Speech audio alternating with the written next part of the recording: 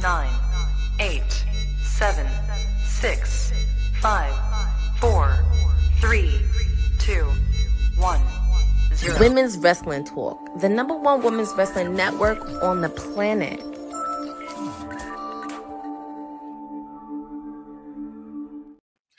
Greetings and salutations, all. Welcome to another edition of WWT Live. If you are seeing your councilman's face here at 3 p.m. Pacific Standard Time, 6 on the East Coast, then you know it is time for us to talk wrestling here on Women's Wrestling Talk. And we got a lot to talk about. We had the second version of Raw on Netflix, which we got a lot to talk about with this as well. And we also had NXT, with some things to talk about too. And of course, it's Wednesday, so AEW Dynamite is tonight. But of course, I am not alone in tackling all of this wrestling news. Now, again, I for some reason never find these intros because they're not here. So I'm coming up with my own intros. All right. We got the PR princess first. And if you ain't down with AEW, you raggedy bitch. You raggedy bitch. Stone Cold Courtney is in the building. You just couldn't do a better intro than that. How are you today? I mean, it's Wednesday. We just got through a really great week. I'm ready to recap Raw last night on NXT, and I'm ready for a little maximum carnage tonight for Dynamite. Yes, it is, and we will get into that later on today's episode. And then, of course, we have, he goes by many names, Professor Teflon G. And NXT Bonafide might be coming to NXT very soon with some of the news that we will talk about today. But, you know, and hopefully that person gets to go forward. The professor is in the building. How are you doing? Well done, sir. Well done. How are you, man? Oh, I cannot complain. How about yourself? How's everything over there on the East Coast? East Coast seems to be fine. It's still cold. Not much snow to talk about here in the ATL, but yeah, it's a good day and lots to talk about. So I'm looking forward to our conversation today. And in 2025, you know, kind of like the final boss, we've been getting a lot of appearances from the one that runs the whole thing. And when any of her family members try to say that they are the head of the table, this is what she has to say to them. Hey, sit the fuck down, Funaki! TK is in the TK, how are you today? I'm good. You know, I'm just, trying to live my best life, I've decided there's some lists I want to be on for next year. So added that to the to dominate. So I'm excited. Let's go. Well, if it is top 10 silk presses, you are well on your way. You are well on your way to making the list this year. You know, I want to ask what lists these are. They're all having. They're all, well, I can't say what's on air because, you might jinx it, but they all have to do with business and, elevating the brand and elevating the product and world domination. So, yeah. Okay. Yeah, speaking of domination, she dominates every watch along on Fridays when we are watching SmackDown, and one of her favorite wrestlers you cannot deny. Gunter, the ring general Gunter. It's in the building. I don't know what intros are at, so I gotta go off something. Oh my god! You know what? Just keep that as my intro because I'm for it. I'm all for it. Hi everybody. Hi guys. How chat? How we doing? Hey, Happy hey, Wednesday. Hey. Happy Wednesday. Yes, Happy indeed. Wednesday. Just walked right in the door, bun rushed through the house, and ran right to the hardware. So make sure I had to get myself together. Awesome. And we are happy to have all of y'all here, especially everybody in the chat as well. Eric, Isaac, Easy Nat, Cousin Ron in the building. Stedman Smith, what up? Welcome. Special little nobody. Y'all are chatting today. Dang, we ain't even really. It's just been 4 minutes, and the chat is live. Okay, I love it. So let's go ahead and start off Monday Night Raw on Netflix. Now, I have a question I gotta ask before these graphics come up. There's been some speculation going on that everybody's not seeing the same thing on Netflix when Monday debuts. Now it's kind of start to become this little theory, what a conspiracy theory that we know overseas get something different, but it seems like even in America, different tiers of Netflix are getting different versions of the show. Now, what do I mean by that? So I'll give you a prime example. The debut of Penta, which we will talk about a little bit further in the show, there was a segment where Rey Mysterio was interviewed by Jackie Reddick. Now, I want to know, did any of y'all see that on Monday Night Raw? I didn't. So I've got the answer to that. The answer to that deals with whatever tier of Netflix you actually have in terms of a subscription. So some have, just kind of whatever level that includes ads. Others have ad free. The ad free version is where you're getting these interviews that happen in between, that would happen in place of the ads that most people are seeing. So that's what's happening with that. And that's why some are seeing these interviews and some aren't. And some of these interviews are quite interesting, actually. I think that's where last week we got Kofi calling Kendrick Lamar kind of a mid rapper and saying that Drake won the war. That all happened during those particular spaces. So yeah, there are some who don't have ads at all. And when you don't have ads, those are the kinds of things that you'll see. All right. Well, mystery has been solved. If you broke, that's why you don't get to see the good stuff, like myself. Wow. Oh my God. I get 3 minutes of commercials and I missed out. Wow.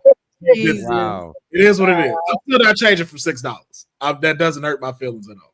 I'm not changing from that $6. Considering that the interviews will find their way on the socials at some point anyway, if they're good, Yes. So yeah. Yes. I have the top tier and I'm not seeing it, but I also Doesn't surprise us. multitask. So I might. You're Wow. the boss Yeah. lady. You're the boss lady. So, Of so course. wait. Only the best. You mean wait. So it may have come on, but you didn't see it? It's possible.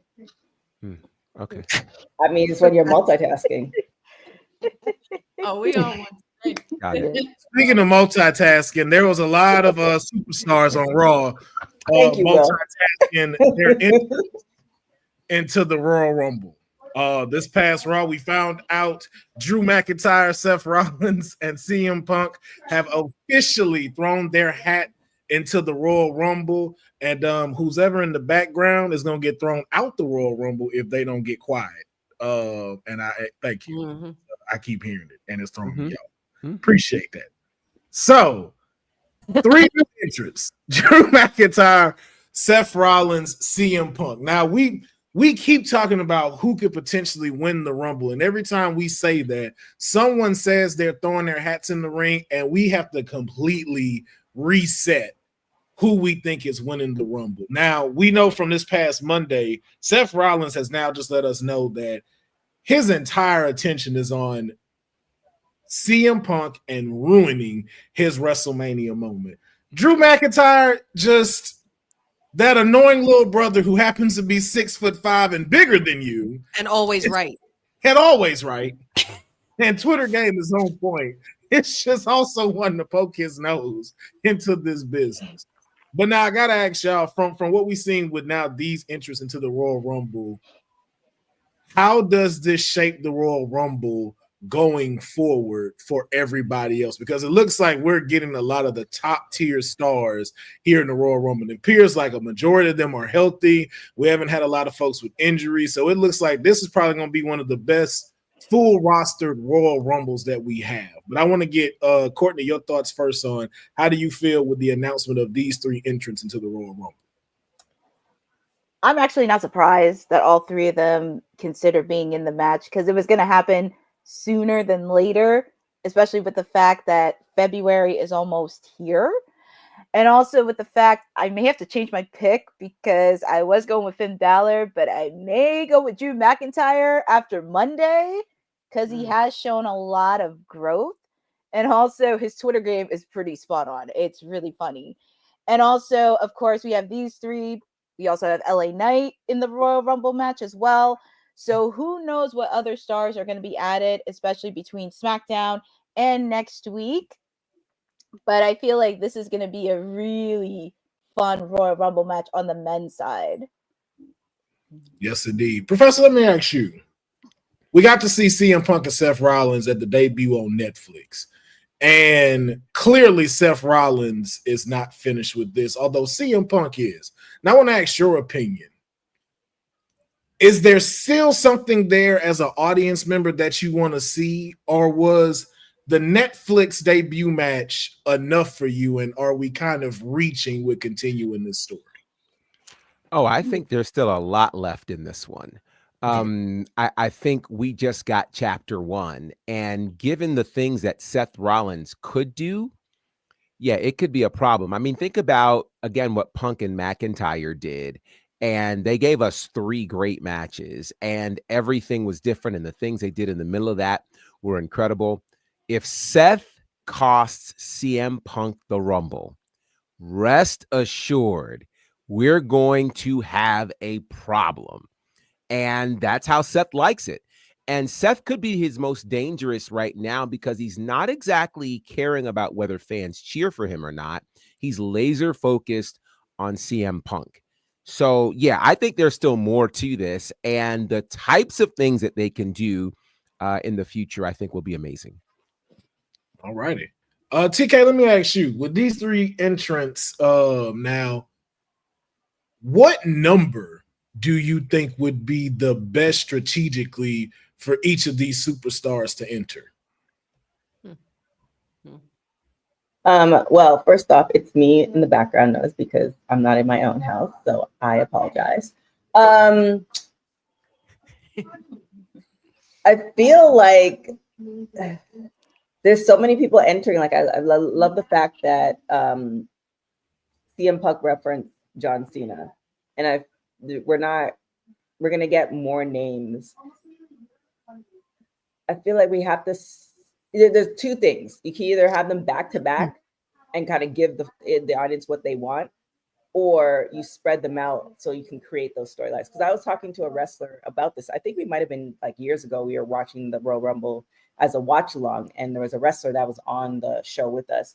And I asked, like, in a situation when you have 30 wrestlers or 20 wrestlers, whatever, you have a bunch of wrestlers in the ring. How do you coordinate? Like, how do you make it work? And he's like, you don't. It's just sheer chaos. Like, you know what the end game is, and you might have a few things, but in the middle, it is what it is. So I think you definitely want to spread them out. But I am very curious to see how Cena plays a role in this, because this is his last year, and I feel like every time he's come back, every time he's come back, he's putting somebody else over. And I feel like as a thank you, there should be one last hurrah.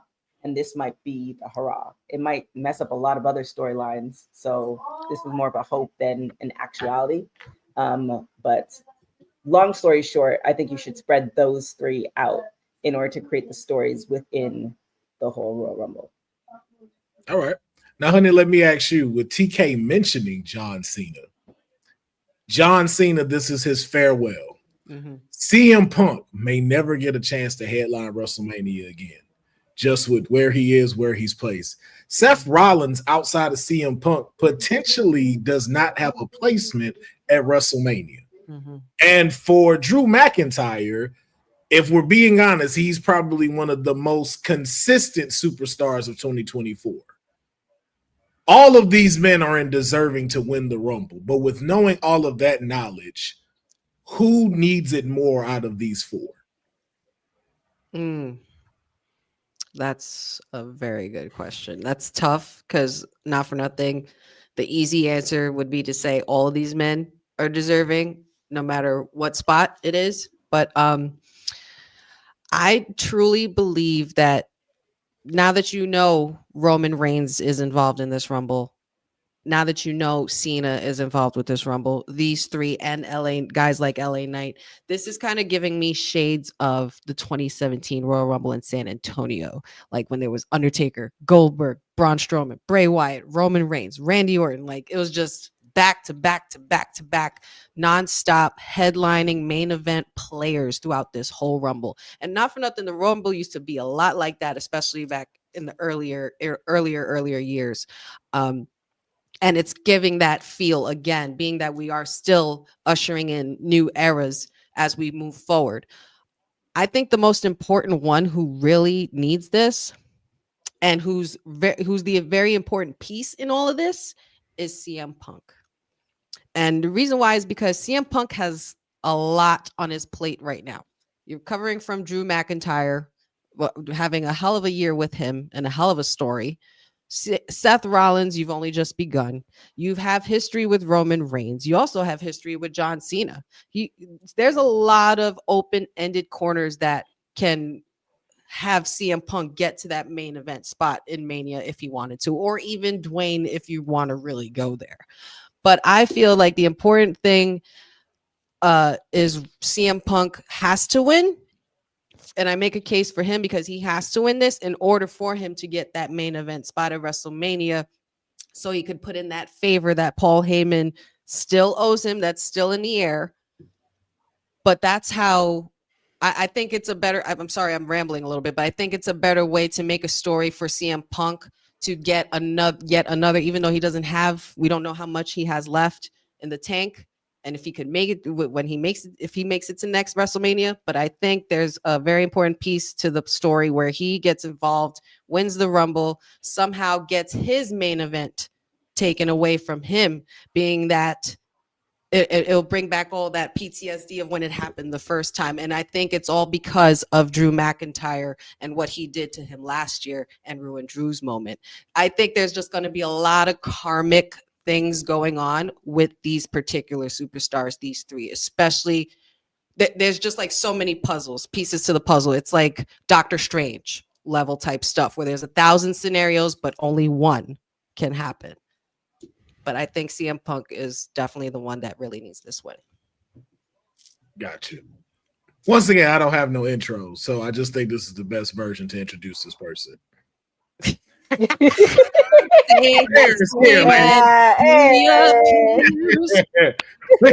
believe in the mayor. All right. That's great. Larry, your thoughts on these three new entrants to the Royal Rumble, and what does this do for the Royal Rumble heading in Indianapolis February 1st? One, it stacks the Rumble. It makes it very unpredictable having these three men in it. And it adds like a layer of storytelling where they might all cancel each other out, which is very beautiful for other surprise entrants or for whatever we're doing with John Cena, whatever we're doing Roman Reigns. Everything's intertwined. And that unpredictability is something that the Royal Rumble hasn't had these past few years. And it's going to make for a very good program. I would argue out of these three, if you have to pick one to win it, that CM Punk needs the most, just because he was very protected last year after the injury, and we don't know if his body can actually hold up. But then again, it goes against unpredictability, which is what you want. So I think if anything, with Dwayne kind of taking a step back from the show, this is probably a good time to be a fan because we can't project exactly what we're going to get. I agree. I think we are at the first time at a Royal Rumble where both for men and women, we can't determine who's going to be the last person standing and pointing at that WrestleMania sign. But I think that just makes it even better to be a wrestling fan right now and to get ready to see a phenomenal show. So we're going to see February 1st live. I already put in my day off because I want to be here for this watch along. Now, more on Raw on Netflix. We got to see how did Michael Cole say it? The worst kept secret of the business. Worst kept secret. Penta made his debut on Monday Night Raw. Now, once again, I still think that they got the moniker wrong because we all know Dominic Mysterio is the greatest luchador. But if you wanted the third best luchador, Penta made his debut. And he made his debut in San Jose, which to Mayor's point was, I think, was an incredibly smart move. And he went up against Chad Gable, which was in a phenomenal match. No squasher, let them run the clock, and had an incredible match. So much to the point where Chad Gable himself had to tweet out and just talk about how incredible this match between Penta was, and how it reminded him of when he was a child and how much he was inspired about wanting to become a wrestler. This is how much of an impact Penta made on Chad Gable Monday night during this match. And I just want to get everybody's thoughts on the debut of Penta. So let's start off with the mayor. Mayor, tell us, debut of Penta, how you feeling about it? I thought it accomplished everything you needed to accomplish with the debut. Everybody knew it was coming. They just ripped the Band-Aid off and gave us his presentation, which was beautiful. And I think coming off last week's Raw, it was the perfect place to do it. Perfect place to do it in San Jose. The crowd was hot the whole time for him. I think he has some Bay Area ties. I think they released the fit video about how he's connected with George Kittle of the San Francisco 49ers. So perfect place to do it. You got to see exactly how they're going to present him. And I love that it's autonomous for right now, not tied to any groups or anything like that. You gave him possibly one of the best wrestlers in the company to do a match with, at least do like a 15-minute program. If you guys haven't seen it, Chad Gable also wrestled Charlie Dempsey today for a speed tournament, 3 minutes. That was amazing. So all around great stuff. That had to be such a crazy match. Oh, I might have to search that clip. Honey, your thoughts on Penta's debut? I was elated. I was very happy with it. I loved the reception for him. Like said, it was the perfect place to do it. The crowd was very emotional in their reception, and especially, of course, he had his family up front, rightfully so. I think it was a perfect debut for him. I think that people got to see all in the span of however long that match and his promo was, who Penta is, what he's about. He has a great personality. He's very, very energetic. And I definitely think he's next up. And as far as those mask sales, they're probably going to be through the roof. I think that he's definitely going to go the route of the Rey Mysterio and take it up a little bit, of the notch, and kind of like have maybe somewhere down the road, we'll see Rey pass the torch, because I definitely see it being passed to him. He's done phenomenal in just one night. I mean, we've all seen wrestling and we've all seen AEW. We know what he could do, but it was just beautifully. The rollout was perfect. The packaging was perfect. He looked great. He sold great as well, because apparently a lot of people were worried about him limping and thought that he really hurt himself, but he was just selling the hell out of it, and he did a great job. I'm happy with it, and I can't wait to see more. All right. Professor, speaking of Rey, just wanted to throw this here. That was it, boss lady, right there. That lighting. Yeah, right there, boss lady. Yeah. And let me know. Where you at? You at the chateau?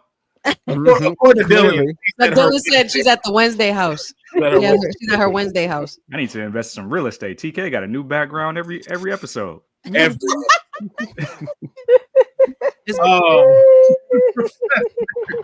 me throw this out here for you, and then your thoughts.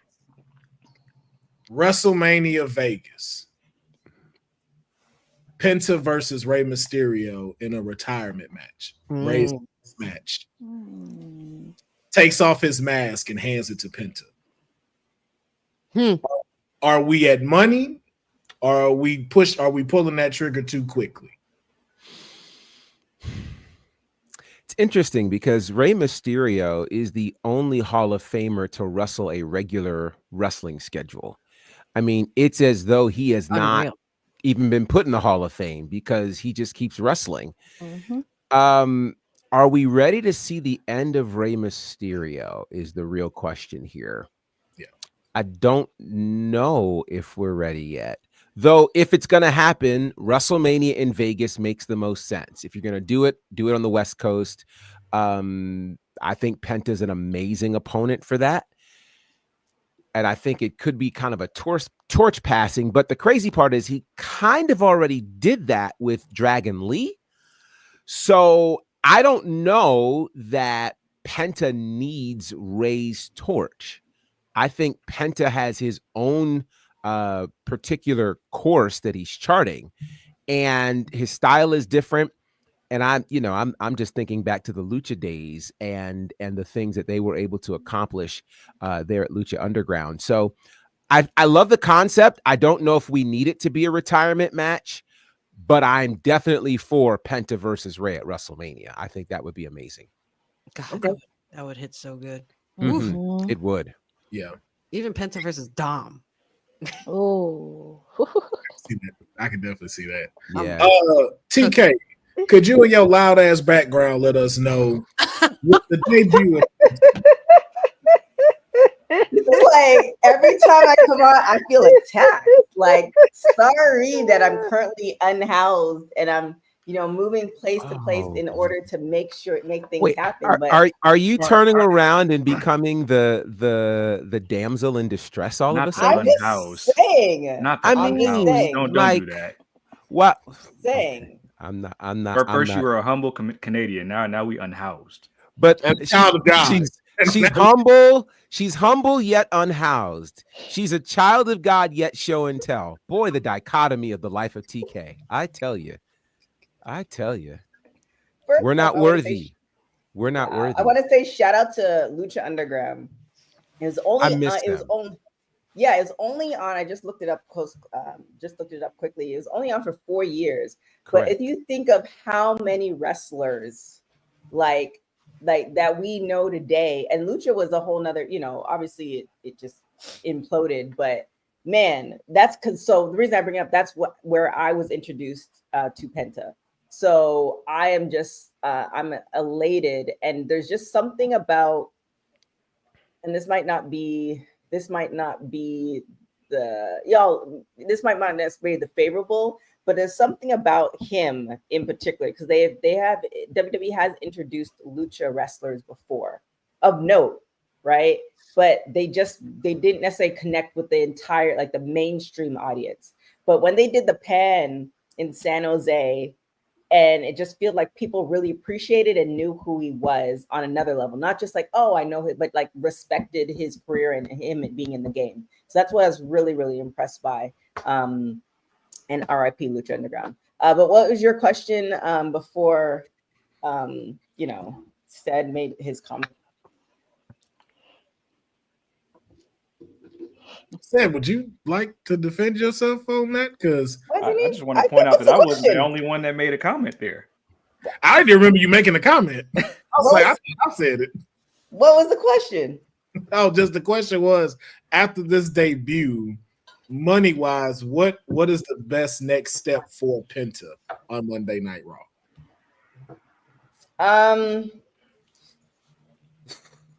It'd be too cliche to put him in a faction, because if they do, I feel like they're undermining it. That would, I feel like that might be down the line, but you have to put him in a legitimate storyline. And the way WWE is moving right now, I think that's in play. There's no way that they bring him and they just don't have a storyline for him.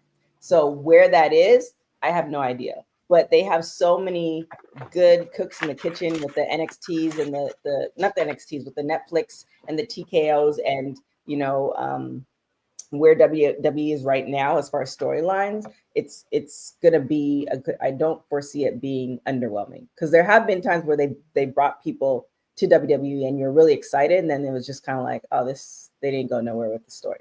So I don't know what that is, but I hope they don't get lazy and put him in a faction. If I can interject really quickly, I just want to bring up this particular comment from Special Nobodies, who says, quote, "Boss Lady got that Jade Spotlight action going on." Boss Lady, all you gotta do is would you care to respond, Boss Lady? I wanted to make it very clear and evident so you would know what's being said. And it's the 16th of the month, or it's the 15th of the month. So it's probably too late for you to tell him Happy New Year. Continue. What would you like to say to Special Little Nobodies? Why are you so shady, Professor? Not shade. There's actual shade in your picture, not mine. So I'm not being shady. I'm trying to help you, and I'm trying to acknowledge. He's trying to hook you up, Little girl. Nobodies has said. Wow. Thank you, special last- nobodies. I appreciate it. I take that comment and I embrace it. Thank you. That's all I wanted for the brother. Carry on. Speaking of embracing, we are going to embrace a new inaugural women's intercontinental champion who was crowned this past Monday on Monday Night Raw after a great battle between Lyra Valkyria and Dakota Kai in the tournament finals. When the dust cleared and the feathers fell from the sky, it was Lyra Valkyria standing tall as your new women's intercontinental champion. And I just want to know y'all thoughts. Did they get it right, or could it have gone a different way in your opinion? Well, Mayor, you shake it first. Let's get your thoughts. I already spoke on this. So I'll be very brief. Did they get it right? They had to go this direction. Lyra needs a title for her character more than Dakota. And the outcry for Dakota to get a championship is only going to continue to grow for her. So I believe she'll be a champion this year. But Lyra desperately needs this to continue to stay afloat on the main roster, as well as this is going to be exactly what they did with Kalani Jordan. It's going to be a workhorse championship because on the other brand, your champion in the mid-card scene is Chelsea Green, who's more character work. So for the next however many months, we got Diet Natalia as our mid-card champion. So we that's what we got. What? What'd you Diet, call her? diet, What? Diet who? What? Natalia. Child. Not Boat Zero, bro. Come on now. You had to mention the boat reference. I had to mention the boat. Zero. Wow. Wow. I'm trying to like the Bird Lady. I told you about the NXT title run. Bird Lady. I'm trying. Only Bird Lady I know is the lady from Home Alone. Lyra Valkyria ain't no Bird Lady. She's a raven. Is that not a bird? I mean, Is that yes, it's a bird. But it's a prestigious bird. It's not just It's a any bird. bird. It's not like it's a pigeon. okay? It's set in New York. You want me to give respect to Edgar Allan Poe? Is that what you want me to do? You want me to quote the Raven? Nevermore said nevermore. Nah. Courtney, your thoughts on the new Christ. inaugural women's my intercontinental gosh. champion, and did they get it right in your opinion? Yes, I was very happy. Lyra Valkyria did win the women's intercontinental championship last night, and I am very excited on where this is going to go. I am also very excited on who's going to be her first challenger for this belt, and also creating a little bit of rivalries in between, and plus really establishing a workhorse for that belt. It's the bird. Anyways, I'm very excited for her to be a workhorse for that belt, and also seeing her develop rivalries in the coming months. So that's my spiel. Dylan, I need you to get her music, and every time they do the woo, just use this picture. Every time.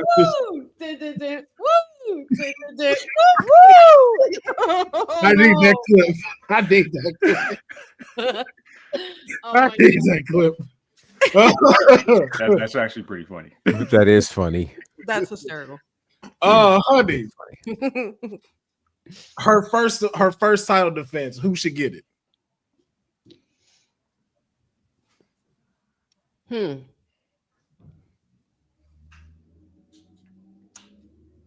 I'm gonna say it. Y'all ain't gonna like it, but I'm gonna say it anyway. Natalia, the boat. Hey, you are welcome to your opinions. She could be the first. Why not? Why not? The Lyra Valkyria and Natalia will be a great match, by the way. First of all, so don't sleep. No one's sleeping on the boat. Never sleep on the boat. Well, y'all not rocking with the boat either, so. I But I get don't motion sickness.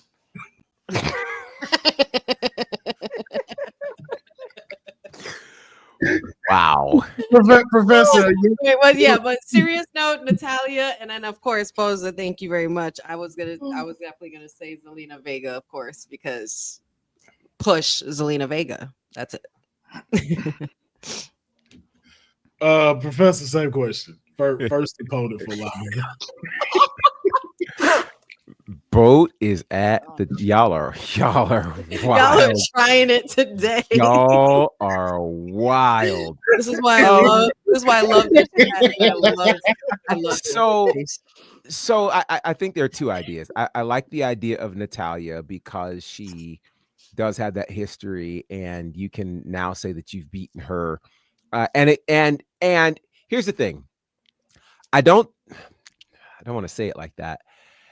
I think they have to be careful who the first opponent is, because you don't want the opponent to be too strong. Not that, she can't handle that, but save the super strong ones for further down the road is what I'm saying. With that said, I think like a Katana Chance would not be a bad idea for a first title defense. I think you have similar styles. You can see how the champion would fare against someone who has a strong aerial game and it was harder to figure out, like a Katana Chance. So I think that might be a good first defense for Lyra Valkyria. All right. And then TK, your thoughts on the new inaugural women's intercontinental champion? I mean, I think I've said this on plenty of occasions. Like, I just love where women's wrestling is has been going, where it's going. It's very exciting. And I was just looking at the Raw women's roster, and it's just, there's so many different options. I definitely believe there's people that are deserving of the opportunity. What are we laughing at? Which comment is this one now? That honey look like she committing a B&E as we speak. Oh, good Lord. Somebody else that went live. I didn't want to miss out, y'all, but I'm on the scene. Listen, but hey, chill out, okay? Accusations, false. Honey, they gonna hear you. Shh, they gonna hear you, honey. I need to finish the show a little bit more, and then I can rob y'all. Put the tape on the mouth. Anywho, there's just so many. There's so many. Yeah, when you do a B&E, you want to put tape on the mouth so they don't make noises. Have you not watched movies? Just or not. You've done this before. Clearly, that came out too natural. I mean, right. B&E is just breaking and entering. They say nothing. I didn't even know what that was. Hostaging. I didn't say nothing about that. How many hostages have you held, TK? That let me know you don't want to be quiet there, Robert. I don't have many. 416. She must be lying. Yeah. You ain't got something to drink. We gonna tape them up here. We just come to the TV. So we not. I didn't brought this duct tape for nothing. Yes. Go back to the car, Dylan. I'm gonna get you, Dylan. Oh, funny. Because you did mention Pearl. Oh. Well done, Dylan. Well done. I love you, Dylan. Just also just some quick news on here with a couple of other things, especially in NXT, because I know we got a lot to talk about. We did learn that the Wyatt Six is moving to SmackDown, as well as some potential other former women's champions are going to be moving as well, potentially Nia Jax and Bayley. Nothing has been confirmed yet, but we do know there is a full confirmation that the Wyatt Six are moving to SmackDown. And I just, honey, as the resident Wyatt Six person, I just want to know your thoughts on the Wyatt Six going to SmackDown. Business just picked up on Friday nights for our watch-alongs. I'll tell you that much. I'm super excited. I'm going to be wide awake for these 3 hours now. But I'm excited. I'm very curious to see what they're going to be involved with or who they're going to be involved with. I feel like someone like, and I think we talked about this the other day, somebody like LA Knight would be ideal. I'm trying to think of who else is on that roster. You also got Braun Strowman, who just went to SmackDown as well, portaled his way through to SmackDown. And yeah, I mean, it's really intriguing. I just can't wait to see what they're going to be doing. Yeah, so I look forward to seeing them too. We also now want to jump into NXT as well. There was a number one contenders match for the women's tag team titles, the Unholy Union versus the Meta Girls on who would face the big three, Naomi and Bianca Belair. And of course, our Meta Girls showed up and showed out last night against the Unholy Union. No disrespect to Unholy Union either, because they brought it, but we have new number one contenders in Jakara Jackson and Lash Legend. Now, one of the questions I threw out on the post show yesterday, and I want to get y'all quick opinions on this one. Does the tag team champions come to NXT? Or will the Meta Girls meet them on the main stage? I want to get just some quick responses of where do you think this tag team championship match should happen? Professor, let's start with you. Well, we've seen the Meta Girls get their opportunity before on SmackDown. I think it only makes sense for it to happen on NXT now. And if they're looking for a time for it to happen, it can happen in a couple of weeks when they're in Atlanta. Think about how much sense that makes. All of that black girl magic in Atlanta. Love that. In the love ATL. I love that. And we already got some titles on the line, man. Fallon Henley is going to defend her North American title against Shotzi in Atlanta. We still maybe might get a triple threat match after that match between her and Stephanie McClure this past Tuesday. But same question, Courtney. Where should this title match take place? I'm actually going to go with Professor. I'm going with NXT because the first time that they met, it was on SmackDown and they were on the main roster. And how cool of a moment it would be to do it on NXT, the place that they started, they trained, they tag team together. What better circle moment? And especially going up against the tag team champions, considering one of them is an alumni from NXT. So that would be a really historic moment for them. And what better way to do it than in Atlanta? Yeah, I'm agreeing with this Atlanta. TK, who walks out when the smoke is cleared as the tag team champions?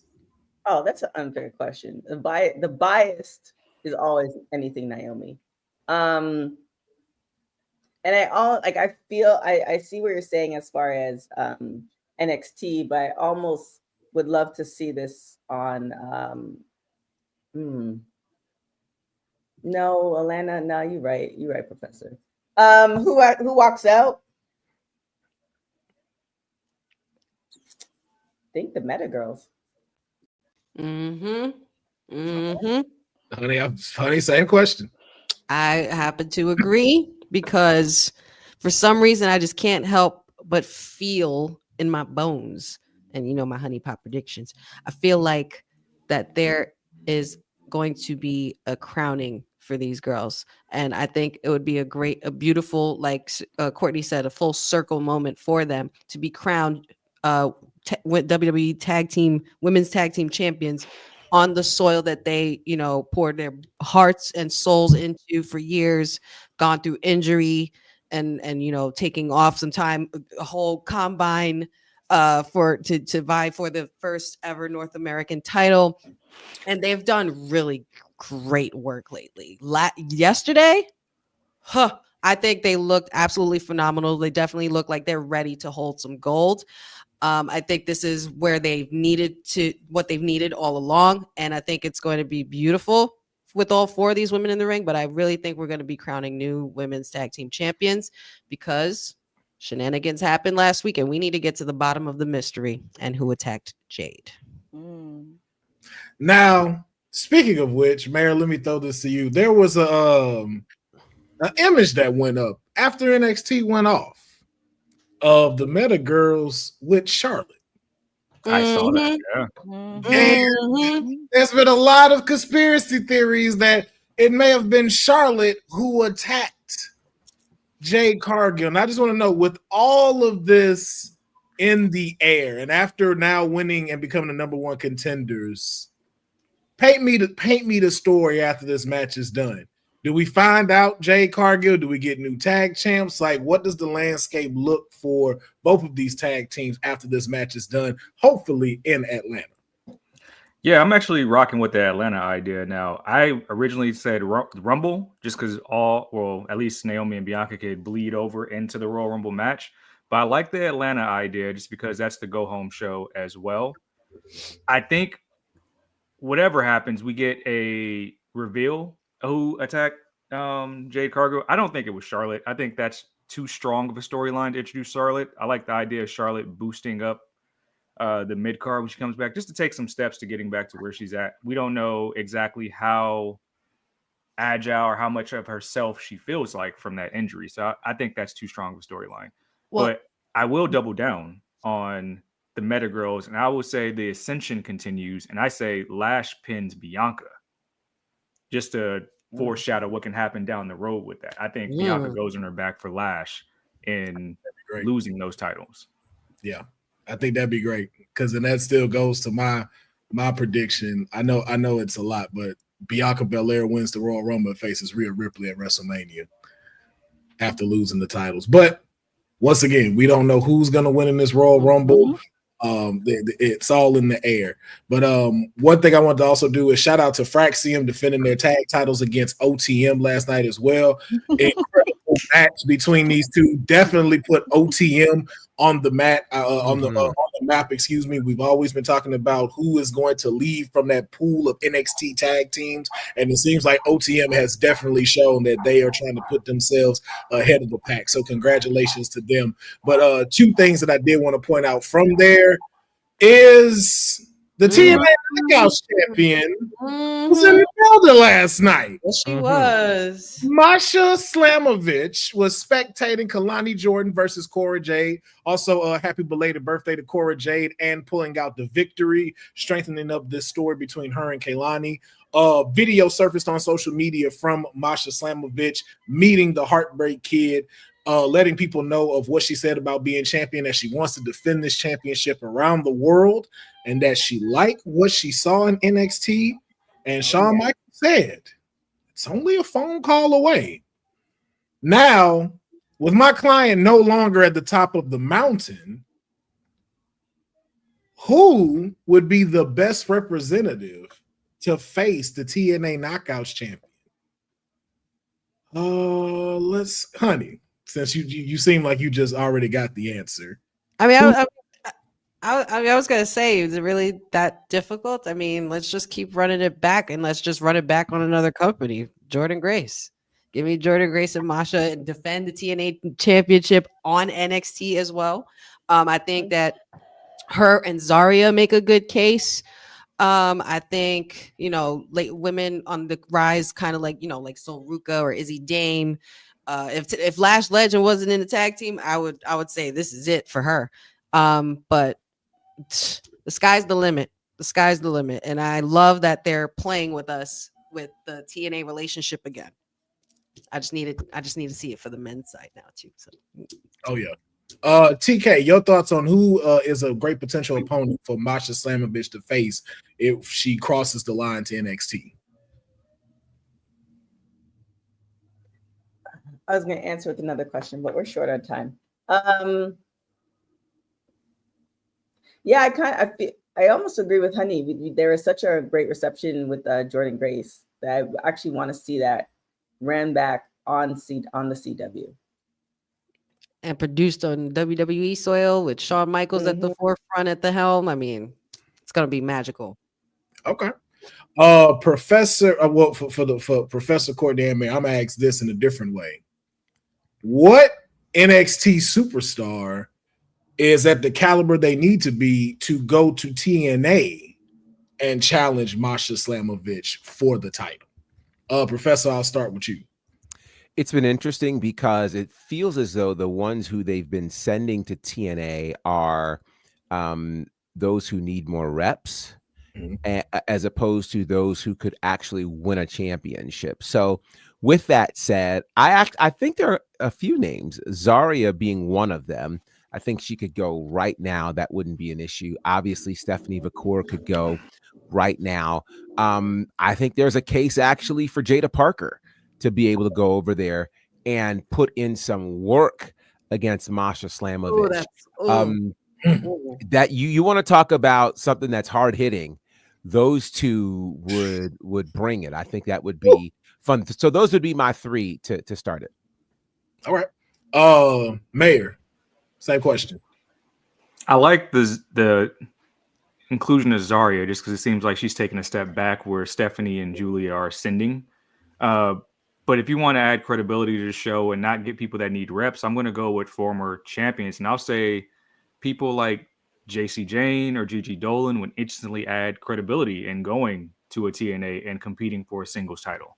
And that would also help groups like Fatal Influence. It would help Gigi returning back to programming recently. I think that would help boost the TNA brand a lot to have those faces over there. All right. Courtney, same question. My client is doing bigger things than the Knockout Championship. just so y'all know. Wow. Wow. You go disrespect the championship belt like that at TNA. We're talking about the number one contender for Julia. Just because Hickenbottom Bottom didn't say it last night, that's what we know. Sean, and side note, a quick side note, I saw your girl getting the rub from Dwayne backstage. I seen it in the little clip when they showed New Year's Evil. Yeah. Moving on up.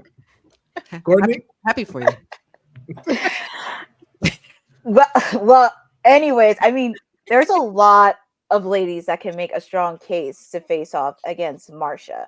Of course, we definitely want to see the rematch with Jordan. Zarya is definitely a pick I would go with. I would love to see Sol Ruka get an opportunity against Masha Slamovich. That's another one I would do. And also, I'll throw in Stephanie Vakir for a future match. All right. It just looks like the sky's the limit for Masha Slamovich over at NXT, or possibly somebody coming over to TNA. Now, she wasn't the only one that invaded NXT as well. Speaking of tag teams, we had the WWE Tag Team Champions DIY make their return back to their old stomping grounds and said that they have their eyes pinpointed on Firaxium. Now, Firaxium retaining the titles, I don't know what this means, but as this story develops a little bit more, y'all already know we're going to keep y'all up to date and be able to give our opinions on it. As well as there was another person who just seemed to be running the TV show gauntlet, which is Bailey, who decided to be very disrespectful and come interrupt the world's greatest women's champion of today while she was letting us know that she was going to be entering the Royal Rumble. So appreciate you for interrupting that, Bailey. And then to add insult to injury, CW's punk ass decided that the news just got to start at 10. Just has to start at 10 o'clock. And run time was a little bit over, and we did not get to see what happened as it went off. We had to wait for social media, and it was very lackluster, in my opinion. It was just a slap and a little bit of a takedown. But I want to get y'all thoughts on Bailey being over at NXT and a possible match between Roxanne. Does this happen at NXT, or is this the perfect transition for Roxanne to move up? And I just want to get y'all quick thoughts on it because we are entering the 4 p.m. Want to make sure we get through these stories. TK, your thoughts? Okay, I just want to make sure I'm muted. I think this is a good play. I think this is a good period. You just want to keep it short. I think this is a good play. I would love to see this, and I think this would be great for Roxanne to move up provided they have a good storyline. If they don't, keep her down in NXT because she's dominating, and it's only, we can create stories there too. Gotcha. Honey, your thoughts? I will totally say that considering that Becky showed up to NXT and kind of did it like a mini hostile takeover, even though technically NXT belonged to Bailey at a certain point in time. I think that this would be a good cause for Roxanne, being that we have seen her show up on SmackDown before, sitting in the audience as champion. We've already know who she is. I don't think we need to see that again, but I think that we could see Roxanne jump Bailey from behind somewhere backstage on SmackDown and just call it a day. Bum rush through the TV. Prodigy, here we are. Welcome to the main card. All right. Professor, let me ask you, with Bailey running this gauntlet from show to show, and with kind of dealing with now Nia Jax and Roxanne Perez, What does this do as far as her title match this upcoming Friday against my other client, Tiffany Stratton? Does this make it look like she's maybe not going to win, or does this make her look a little bit even stronger going into the match? I think she looks strong going in. I mean, because she's Bailey and all that she's done, I think this is going to come back to bite her, though. And imagine a world where this Friday, Roxanne Perez shows up and costs Bailey the championship. Ooh, baby. That is a strong possibility. That's how you make an impact. That's how you make an impact. And I would not be surprised at all. I mean, Tiffany can't lose in her first title defense. And what a great way to really create problems for Bailey. Tiffany still looks strong. We'll have to deal with Nia. But I wouldn't be surprised if Roxanne made her SmackDown debut this Friday night. Yep. I was gonna also say this real quick. Side note: what are we really seeing? Are you notice what we're like? Do you guys notice what we're seeing in real time? We're seeing a new era of horsewomen be built. Yeah, we're seeing a new era of horsewomen be built. Beyond Roxanne Perez has already gone. She's gone against Becky, and now she's going against Bailey. Tiffany also is on the same boat. It's pretty cool thing to see. Lyra Valkyria with the way they're pushing her. Trying to think of who would be the fourth, but I got 3 future horsewomen right there.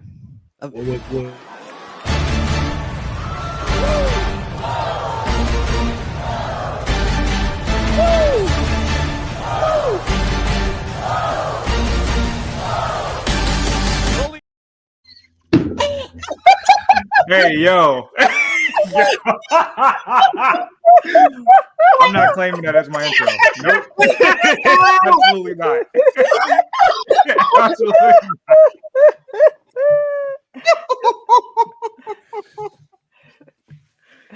I don't want no ties to the bird lady. Wow. Yo, that's your Bravo, intro. Dylan. Bravo. Dylan. Bravo, Dylan. Oh, thank you. Wow. Dylan, you are the man. Dylan. Future. Oh my goodness, man. But we are gonna see what's gonna happen with Roxanne Perez and Bailey. Some other things that we did also learn too. We have 2 matches that are going to be happening at Saturday night's main event. Jey Uso is going to be going up against no one other than the World Heavyweight. Gunter, the ring general Gunter. Yeah. Yes. And Sheamus will also be going up against Braun Breaker for the Intercontinental title. So I cannot wait to see Saturday night's main event going down in San Antonio. And the boss lady is making me go through 10,000 slides so I can go ahead and show this whole story that we have a new signee to All Caribbean Wrestling, and that is Aaliyah James.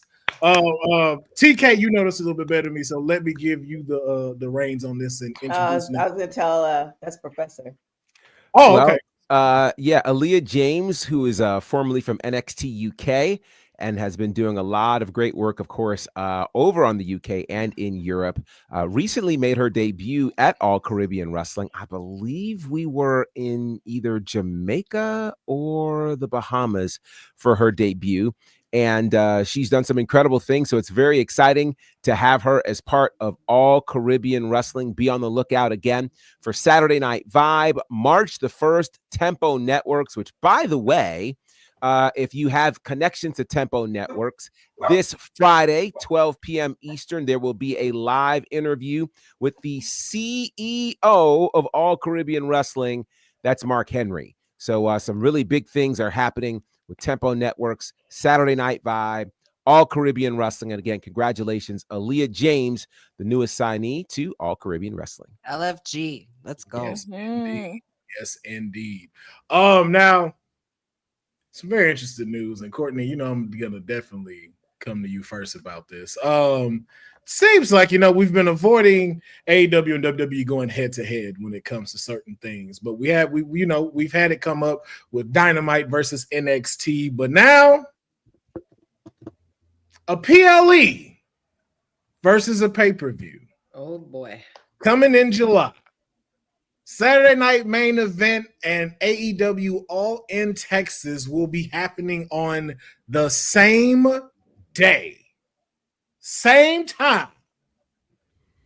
Courtney, I got to get your thoughts on this. Going head to head with Saturday night's main event, but with y'all now streaming on Max and growing even more, and I'm sure it's going to be bigger in July. How do you think this will pan out between both PLEs? It's really going to be interesting because when I first saw the report, I was just like, AEW needs to go all out with this, considering it's their biggest stadium. You're already streaming on Max. We already know Saturday Night Live main event is going to be on NBC. And who knows who's going to show up for that? Who knows who's going to show up for that? Like, I don't know, like John or maybe Rock on NBC. So if I were AEW, I would kind of stick to your course, figure out what matches that's going to draw for Texas, and get every resource that you have and really promote this like crazy. And also, on top of that, it's also streaming on Max too. So that's also an added bonus.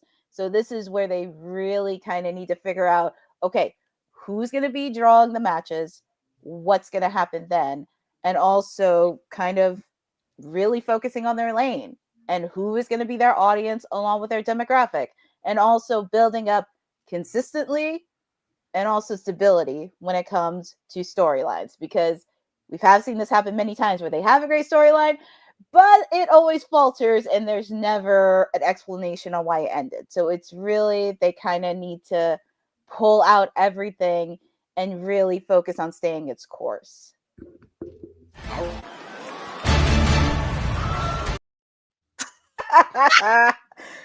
This is going to be played throughout the whole show. I think I found my new favorite video. Well, let's jump into things real quick so we can make sure our producer from the future is able to make this clip, because we got AEW Dynamite coming up tonight, and it is going to be maximum carnage. We have Christian versus Hook tonight. We also are going to have the women's casino gauntlet matches to see who are going to be in here and get a shot at the AEW World Champion Mariah May, and she will be on commentary tonight. We also are going to have the return of Kenny Omega in his first match at AEW Dynamite against Brian Cage, and of course you already know Don Callis will be down there with his shenanigans, as well as we're going to hear from Ricochet as well, and especially after that attack on Swerve Strickland, it's going to be very interesting to see where Ricochet is coming from. And we got the AEW World Championship on the line. Jon Moxley will be taking on Powerhouse Hobbs tonight at Maximum Carnage. So you want to tune into TBS. It is going to also be streaming on Max at 7 Central. And don't watch it by yourself. Join Stone Cold Courtney here live on the watch along. Join our community so that way you get to talk about these things and whatever else y'all is are going to be coming up on Maximum Carnage. But we know who ain't going to be there at Maximum Carnage, and that's your boy Ray Phoenix. As we have just saw that merchandise has been taken down from the AEW shop with Ray Phoenix on there. So I guess it just really goes to show that Ray Phoenix is going to be making that leap to WWE following Penta, and hopefully has that same kind of welcoming that Penta does. And as well as more in AEW news, Courtney, say his name. Konosuke Takeshita.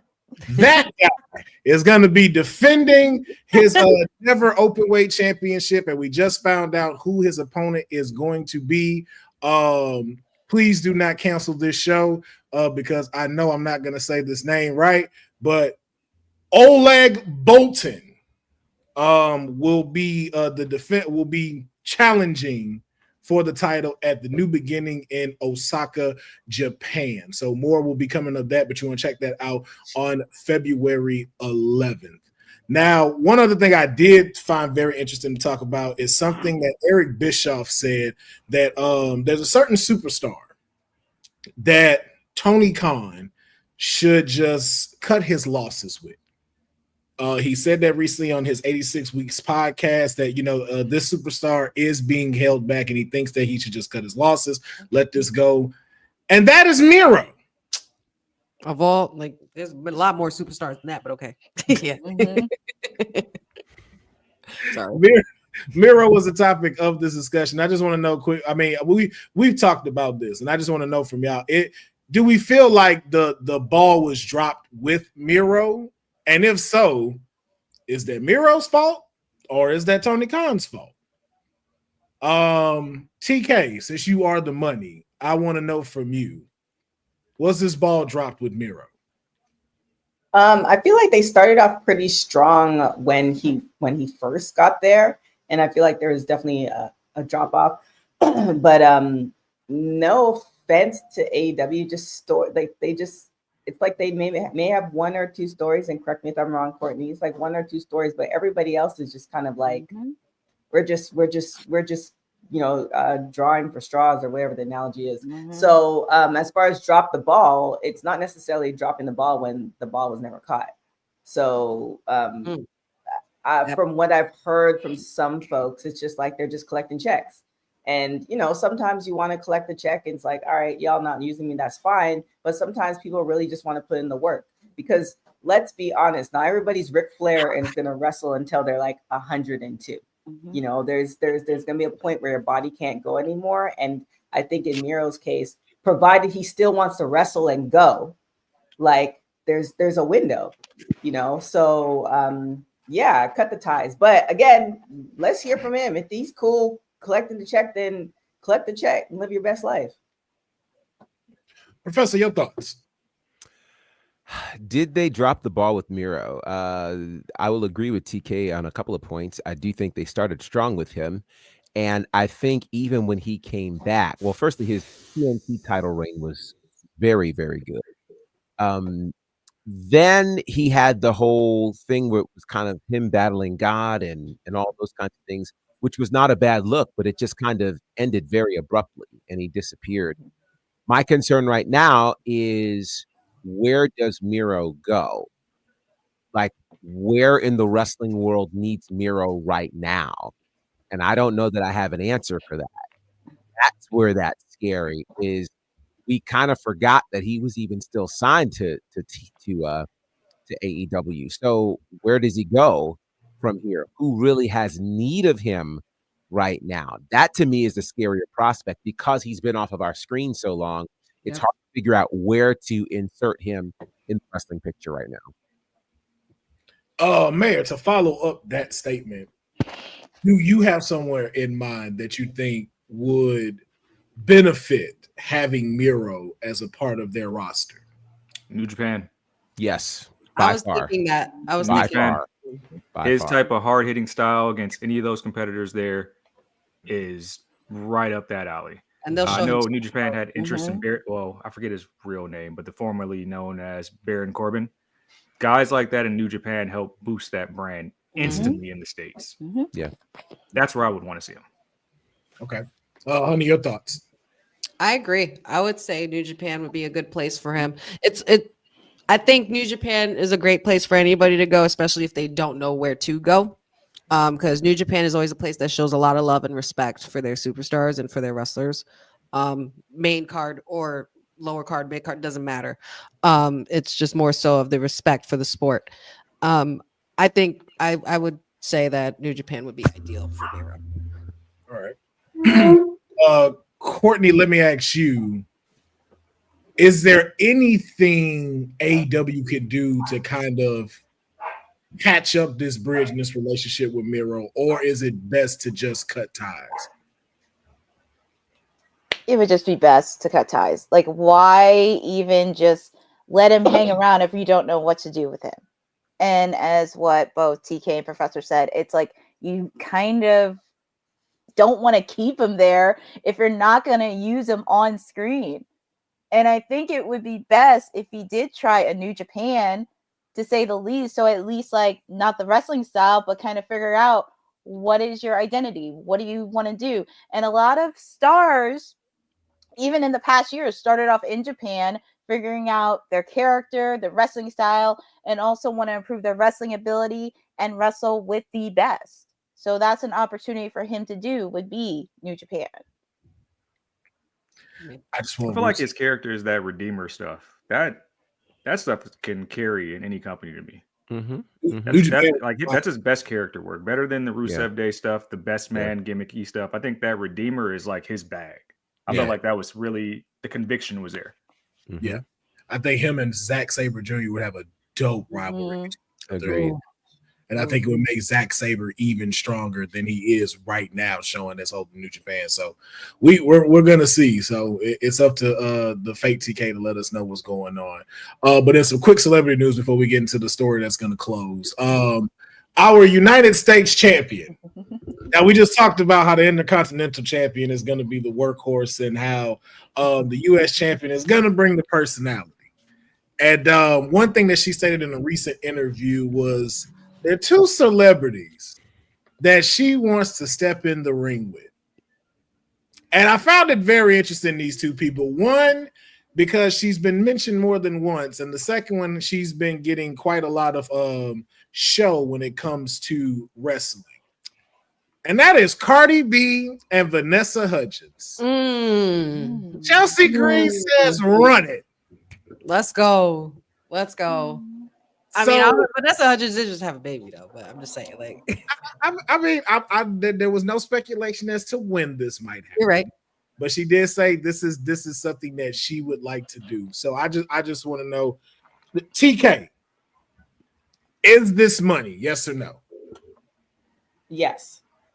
Well, it looked great. Money. We'll see. But was it money? Yes. Okay. Professor, where to if either one of these were to happen, best place for this to take place? Either WrestleMania or SummerSlam, and I actually would prefer SummerSlam, just because I think you're doing a stadium show, you got a 2-night situation, and given particularly that Cardi B kind of let the cat out of the bag for this SummerSlam, and they've been trying to work with her for a while, it makes sense that it would happen if it's going to happen at this SummerSlam in Jersey. It feels like all the stars would align for that. Okay. Honey. Yeah, I think title on the line. Yes or no? Oh, title? Nah, I don't know. I don't think this needs to have a title on the line. I think this just needs to be a straight up fun, exactly what it is kind of match, and it's a gimmicky match. But I think it's gonna slap. It's gonna be entertaining. It's gonna be fun. Cardi B is gonna, shine with her personality, as funny as she is. I think it would be ideal if it's Cardi B and Chelsea Green. I think Chelsea Green will totally bring out the best in what Cardi B would have to offer, being that she's now part of being in the wrestling space. And Chelsea Green is just the perfect catalyst and perfect character to bring that out. Considering all the work that she's done the last few years and how funny she's been, she just continues to be that gift that keeps on giving. I think it would be a bigger gift to give us Cardi B versus her for no belt, bragging rights, SummerSlam, and mind you, Cardi B's from the tri-state, so run it, Courtney. We in there. Yep. I don't know how, but we gonna find a way. Oh yes, we're gonna find a way. Courtney, your thoughts on this? Well, actually, I'm very excited, and also with the fact not only both of these ladies are actually really into wrestling, so that's a huge plus for them. And also, I wouldn't mind seeing this at SummerSlam, because I'm not gonna say everybody, but some people tend to forget that there are some celebrities that do come out for SummerSlam, because it is the biggest event of the summer. And we have seen it in the past years where actually people enjoy it, because, as I mentioned, it's the biggest event of the summer. You really want to draw the money and also bring out the biggest stars, especially during the summer. And also, it would be nice to see both of them in a match. Like, no titles, just a gimmicky match, just a fun match. And especially 2 nights for SummerSlam. And, oh yes, me and Honey will be there in the summer. The biggest event of the summer. Mayor, your thoughts on this? I don't want to see Cardi B wrestle. Maybe that's just me. She can host the event. I don't want to see her in a wrestling ring. I I can I didn't want buy to see Snooki in a wrestling ring, but I did. different hierarchy, different leadership. But I can see Vanessa Hudgens actually wanting to train for something like this, a la like Bad Bunny, and really really giving it 100% effort. I can see that with all the Fire. appearances she's done, getting in the ring with Cody, I think a week ago at the Netflix event. I can really see her saying, like, you know what, I'm going to train for a moment. And I don't think it would be like a one-on-one. I think you get some type of tag match to protect the celebrities and being there with other athletes. So yeah, I can see it more with Vanessa than Cardi. I can see Cardi hosting SummerSlam now. Yeah, that's where I'm at with it. I think Cardi as a host and Vanessa Hudgens in some kind of match. And I would even say tag team as the first one. Nothing solo just yet. Little tag team match. Great segments through SmackDown and Raw together. So we're one gonna more thought. I'll say with celebrity matches, we peaked with Sami Zayn and Johnny Knoxville. We're never going to exceed that again. Peaked? We peaked. That's up for debate. Well, why you say that though? There's another celebrity that has been and has mentioned that he definitely wants to get back into the ring. Apparently to scare his mother for some reason. Yeah, I saw that. That was the reason he wanted to get back in the ring. But Bad Bunny wants back in, and it's just again theory going around that it should be at WrestleMania and it should be against this person. Bad Bunny versus Logan Paul in Vegas.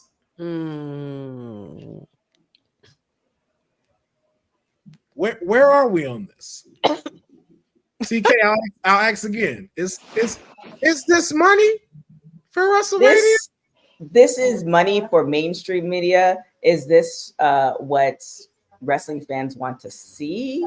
Like people who've been day oneers? I don't think so. But and more on the Logan Paul of it all. But I feel like mainstream media, the numbers of the both of them, skyrocket. Yeah. Mayor, your thoughts? I agree with TK. I don't think it does it for the wrestling fan, but if you want to draw in more eyes, but that kind of takes away from the theory of Logan facing like a Gunther or a John at Mania 2. So I think there's probably better spots for both on the card, but I do think both of them should perform at WrestleMania, just not against each other. Gotcha. Honey, your thoughts? Yeah, as much as I would love for this to happen, I don't think it should, because I don't think both, and I want to say this in a nice way without, degrading their talent, because both of them are very exceptionally talented for being, for not being in the wrestling business all their lives. I don't think it would be good or best for business just yet, unless there's other wrestlers involved that they team up with. I don't know if Bad Bunny versus Logan Paul one-on-one would be the safest route, because things could go awry. I think it would be maybe a tag team kind of situation. I'm not sure who it would be. If I had to guess or maybe make a little prediction, I would say maybe Rey Mysterio for Bad Bunny, Dom for Logan Paul. I think that would be something that's doable. I'm not sure about the one-on-one though, but I would absolutely love it. Courtney, your thoughts on this potential setup for WrestleMania? I have to agree with Boss Lady. From a mainstream side, yes, because with both of their followers, and especially if they never watched wrestling before, it could draw a lot more eyes on mainstream. For the wrestling fan, people who've been watching for a while, I don't think it would be a good one-on-one match, especially considering both of them are highly respected in their own rights. Going back to Honey's point, I think it would be best to do probably like a tag team match, or heck, even a mixed tag team match. That would be a really good eyeball to see, and just figuring out what other superstars can put into that storyline with the both of them. So that would really create a lot of draw, and of course a lot of eyeballs, not just on the wrestling world, but also on their respective followings. Gotcha. The only way I see this working is if it's a special referee for one-on-one. That's the only way I see this working. But Professor, I want to know your thoughts on this, and then also too, I know you have an announcement as well. So if you could let us know your thoughts on this, and that can also lead into your announcement as well. Sure. My thoughts on this is not only is it money, but if you really want to make people care about it, create the inaugural celebrity championship. You have a WWE Celebrity Championship. Yes. Now it loops the wrestling fans in because they're not competing for a championship that's designed for trained wrestlers who are full time. Right. This also now puts any celebrities that come into the WWE potentially in a space where they know they could eventually fight for something like this. And then you can do that at WrestleMania. And I think they will show out. And I think the people will love it because the people are sold that these are the two best celebrity wrestlers right now. Let them fight for a championship. And I think you solved that particular problem. Yep. So with that said, tomorrow night, since we're talking about TV, tomorrow night is episode 2 of Ashe Wrestling TV. Again, if you've not seen episode 1, please go back and check it out. It's on youtube.com/Ashe Wrestling. And episode 2 is going to be special. The main event, this is just an insane match. Absurd. Jonathan Gresham versus Darius Carter. It goes down tomorrow night. That's going to just be insane. You're not going to want to miss that. Plus, in tag team action, the Infantry will be taking on TME. They're known as the main event. A great tag team. These guys are both like 6'5". It's going to be crazy. So you don't want to miss that. We're going to hear from Charity King, one half of the King Bees. She'll be a part of episode 2 tomorrow night. We'll also have a very special guest performance from the Blues. Very excited for that. On commentary, of course, Chris Lee and D'Lo Brown, who you guys know and love. And then kicking off the show, There he is. Darius Lockhart. There's our guy. Darius Lockhart will discuss his future, and I will be interviewing him in ring for that. So you guys will definitely want to check that out. Again, fantastic show tomorrow night, 8 p.m. Eastern, youtube.com/Ashe Wrestling. There's going to be a whole live chat happening, so you don't want to miss all of these great things happening tomorrow night as part of Ashe Wrestling TV episode 2. Yes, indeed. Yes, indeed. Now I'm gonna ask this because I know we got 3 minutes left, but it's gonna be up to you. I'm gonna leave this up to my panelists. Are we talking about the Corey Graves situation? You left 3 minutes. Yes, I did. Yes, I did. I don't know if this is going to take 3 minutes. There may have been wisdom in that.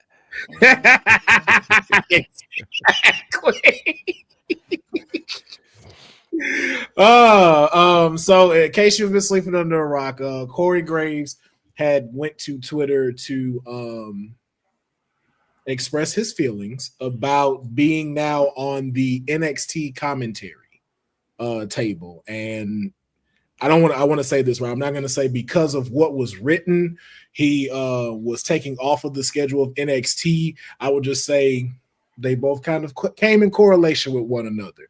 As he was taking off of programming for this past NXT showing. Now, it has not been stated if he will be back on NXT next week or what the particular status is of Corey Graves as far as where he will land as commentary.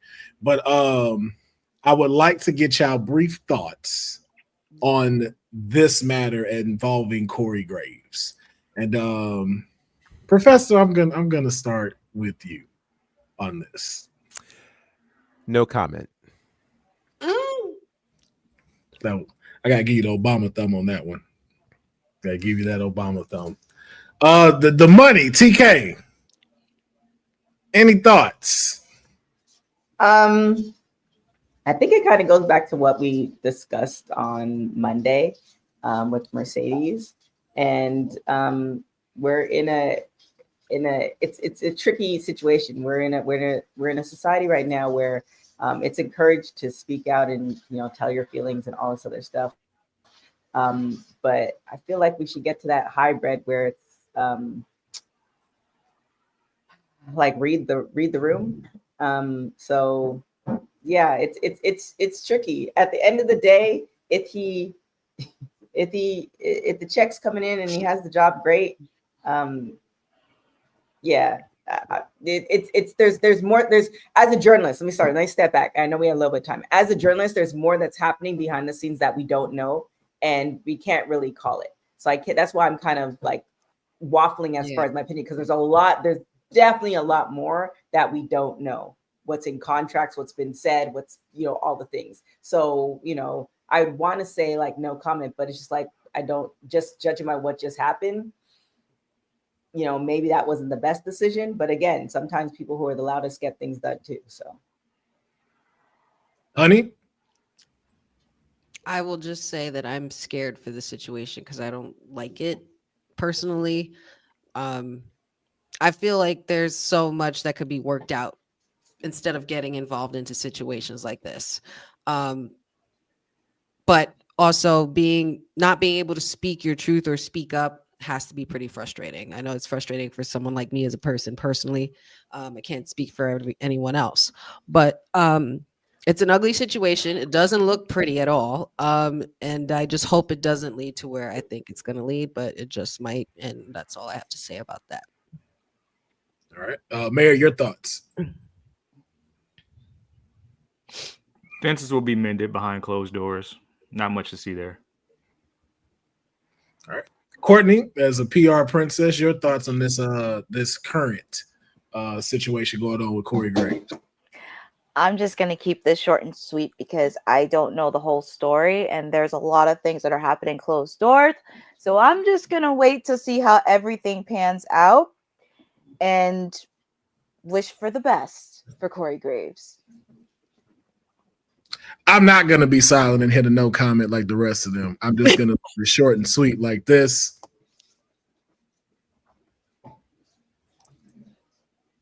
NXT bonafide. I'm just leaving it right there. Just leaving it right there. Mike, you want to leave chairs open? I'm all for it. Let's get the people's voice back up in here. That's all I'm saying. So I'm here for that. That's my opinion. If you don't want it, I'm sure NXT bonafide will take it and run with it. All right, because last time I checked, circles is the place to be. So. With that being said, though, as that story progresses, you already know we will bring it here to WWT Live and we will discuss.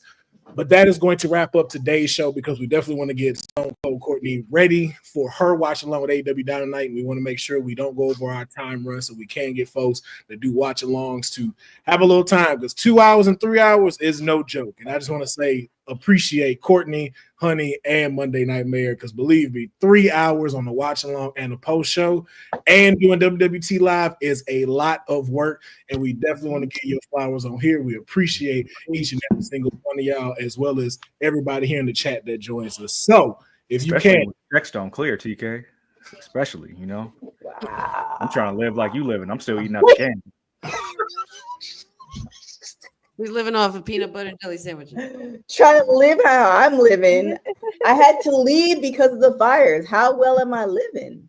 I can't have filet mignon. I can only have New York strip snacks. Judging that the curling iron was saved in the fire, I would say you're living kind of well. Can't have Perrier anymore. It's only LaCroix now until I get back. These days. These dark days that we live in.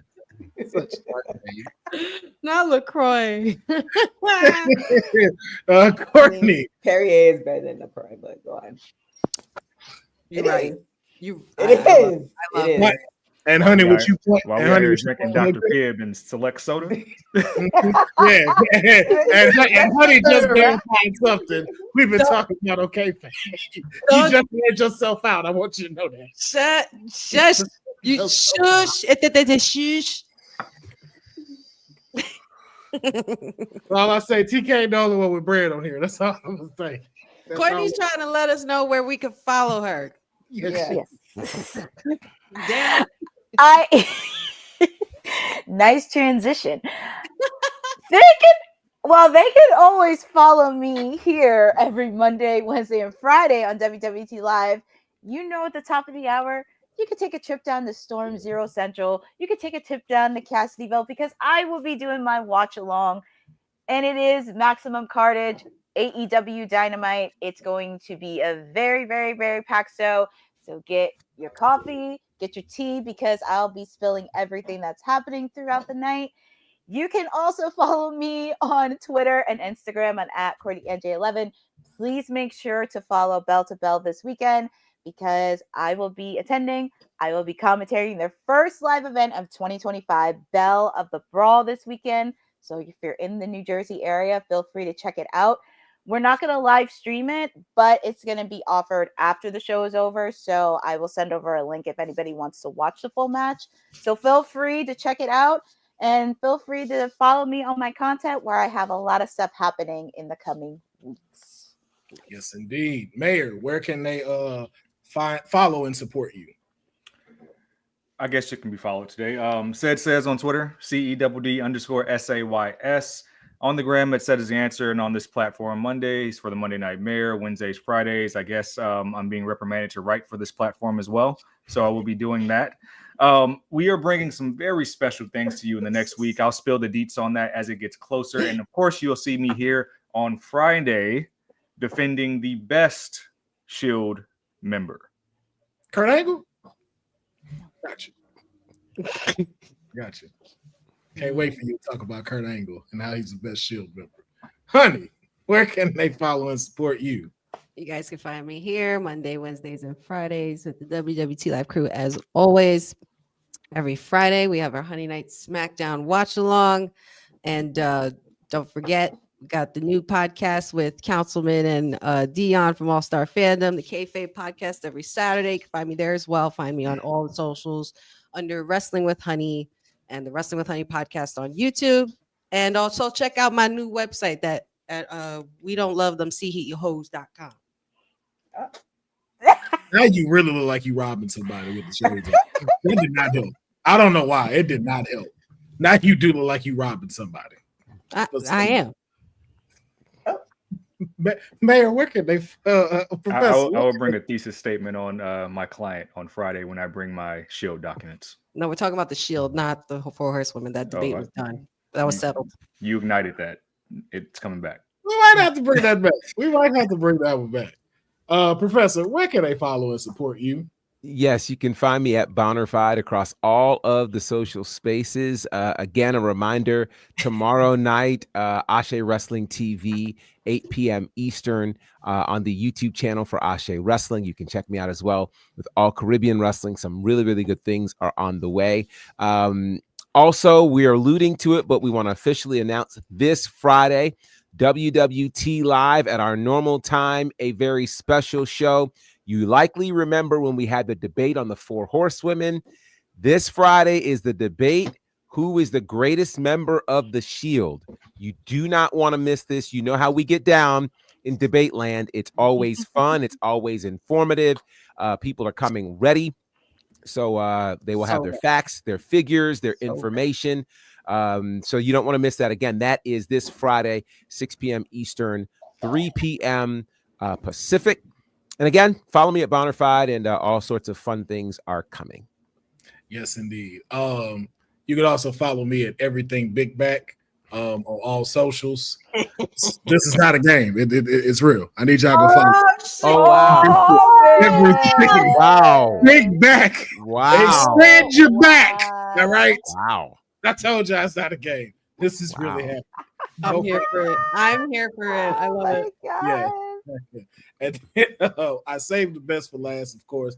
TK, can you let us and your loud ass background know where we can follow and support you? And then as well, too, can you let the audience as well know something else that we also can be supporting as well as you're queuing out? Yeah. So we can pull up that graphic. So as you know, LA has been a little bit, not a little bit, has been crazy.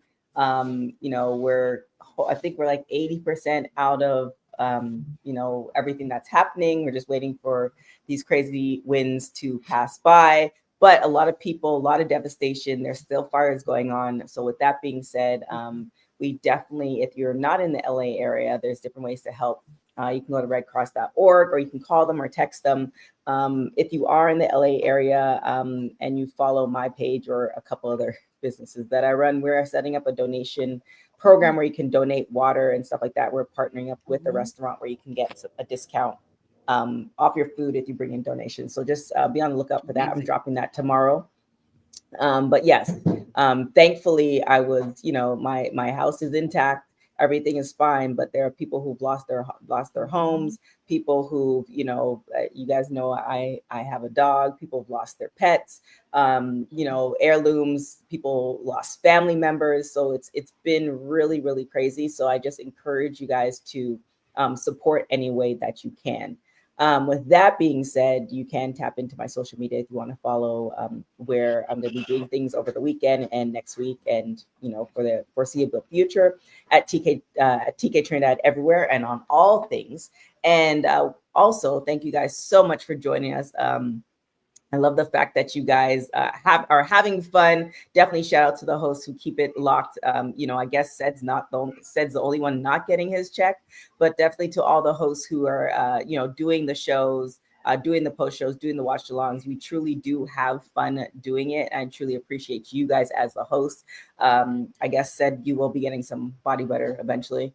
And thank you to the fans. Porter Spain, please. I want a masculine scent.